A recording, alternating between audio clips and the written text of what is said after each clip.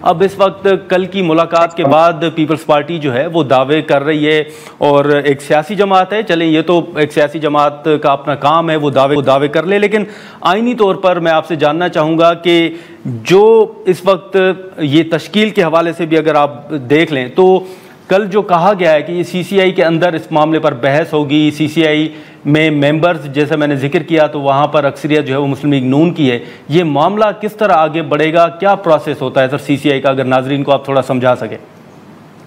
देखिए, council of common interest CCI, इसके नाम से ही जाहिर है कि ये कॉमनैलिटी को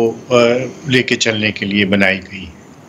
और इसमें जो तमाम के तमाम लोग हैं किसी भी सूबे से हों, उनके जो मफादात हैं मुश्तरका मफादात, तो मुश्तरका मफाद जो है वो फिर ना किसी सूबे का है ना किसी शख्स का, वो तो पाकिस्तान का हुआ ना। तो जितनी भी जैसी भी उसकी तश्कील हो, उसके अंदर जो हिस्टोरिकली सीसीआई के अंदर जितने भी फैसले हुए हैं वो हुए हैं कंसेंसस के साथ, और इसकी तश्कील भी इसीलिए की गई ताकि एक ऐसा फोरम जहाँ पे एक्सपर्ट को भी बुलाया जा सकता है और जहाँ पे ये सारी चीज़ें हो सकती हैं, वहाँ पे हम एक दूसरे के साथ मशावरत, आपने बात की मुज़ाकरात की, मैं इसको मशावरत का लफ्ज़ देना चाहूँगा उसको। तो ये मशावरत जो है वो कलेक्टिव विजडम, यानी जो आपकी कलेक्टिव विजडम है, ये उसका एक ऐसा ज़रिया है, एक ऐसी जगह है जहाँ पे सब मिलके एम्पिरिकल एविडेंस के ज़रिए, यानी आदाद शुमार के ज़रिए वो इन बातों का ख्याल करेंगे और उसके ऊपर करेंगे। बात मुखालफत मुखासमत की नहीं है, इसमें कोई भी ये इस तरह अगर सोचे कि इसमें मुखालफत की जाएगी एक कनाल की या दूसरे कनाल की या एक सूबे के लिए या दो सूबों के लिए, शायद वो कोई इतनी बात नहीं है, क्योंकि अगर एक सूबे में ज़राअत बेहतर तौर पे नशो नमा पाएगी तो पाकिस्तान ही के लिए है ना। और याद रखिए कि हमारा आइन ये भी कहता है कि जो नकलो हमल है इन चीज़ों का, ट्रेड का और इन सब चीज़ों का, उस पर पाबंदी नहीं लगाई जा सकती। एक तो ये पहलू हो गया। दूसरा पहलू ये है कि जब आप कनाल्स वगैरह का एक बिछाते हैं तो वो दरिया में से निकलती हैं, और वो दरिया जो है जहाँ से वो आ रहे हैं तो आप उसका वाटर यूज़ का एक बेहतर यूज़ की तरफ लेके जाते हैं। और जो आपका इंटरनेशनल लॉ डेवलप हो रहा है वो भी इस बात के ऊपर है कि जिस मुल्क को जो नीचे है, नीचे वाले लोअर राइपेरियन है, जिसमें पानी का फ्लो ऊपर से नीचे जा रहा है, और पाकिस्तान उन ममालिक में से है जहाँ ऊपर से नीचे पानी जाता है, और वो जाता है और वो चला जाता है समंदर में, तो बजाय इसके, क्योंकि समंदर में तो जाना ही है पानी ने,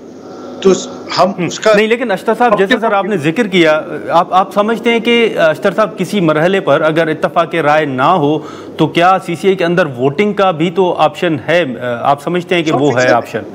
100% है, लेकिन आपने देखा कि चाहे वो सीसीआई है, चाहे वो पार्लियामेंट के अंदर बात है,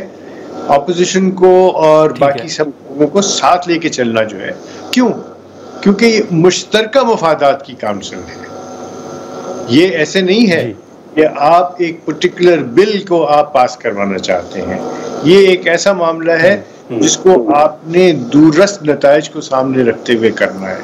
और वो आने वाली नस्लों के लिए करना है। ये ऐसा नहीं है कि आप एक पर्टिकुलर कानून को पास करवाना चाहते हैं जिसमें दो राय हो सकती हैं, लेकिन यहाँ पे मुत्तफ़िका राय जो है वो मेरा ख्याल है उसका नस्ब-उल-ऐन होना चाहिए, और वे फॉरवर्ड है। लेकिन अख्तर साहब, एक सर आप मुझसे बेहतर जानते हैं, इस वक्त अगर आप देखें तो बलूचिस्तान इरसा को कह रहा है कि हमें अपने हिस्से का पानी नहीं मिल रहा, पंजाब ने इरसा को ख़त लिखा,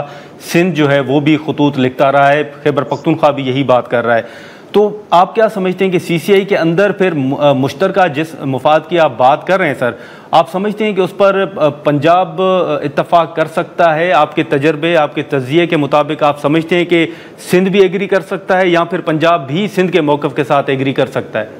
देखिए, सबसे पहले तो हमें ये देखना है कि हमें कितना पानी आज चाहिए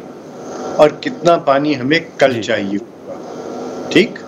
अब पानी जो है वो एक लिमिटेड रिसोर्स है, वो अनलिमिटेड नहीं है, और उसका बहुत सारा इन्हिसार आपके ग्लेशियर्स के ऊपर है और आपकी बारिश पे है और आपका ये सारा कुछ है। तो इस पे एक सिस्टम होता है, वो मीटरिंग सिस्टम है, जो मैं ज़्यादा तफसील में चाहूँगा तो उलझ जाएंगे हम।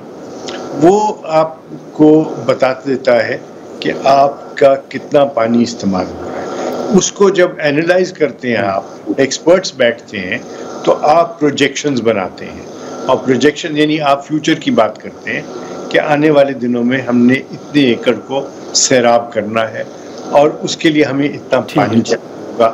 और उसकी तकसीम। इसमें कोई ज़ाती पसंद नापसंद की बात नहीं है, बात है एम्पिरिकल एविडेंस, और वो एविडेंस जो है वो आप 3 तरीके से हासिल करते हैं। एक उन मीटर्स के ज़रिए, दूसरा आप जो जियोलॉजिकल सारा आपका सिलसिला होता है, और तीसरा आप सैटेलाइट इमेजेस के ज़रिए। तो इसमें ना कोई मुश्किल है, ना इसमें अना का कोई मसला होना चाहिए। अना तो बिल्कुल नहीं आनी चाहिए इसमें,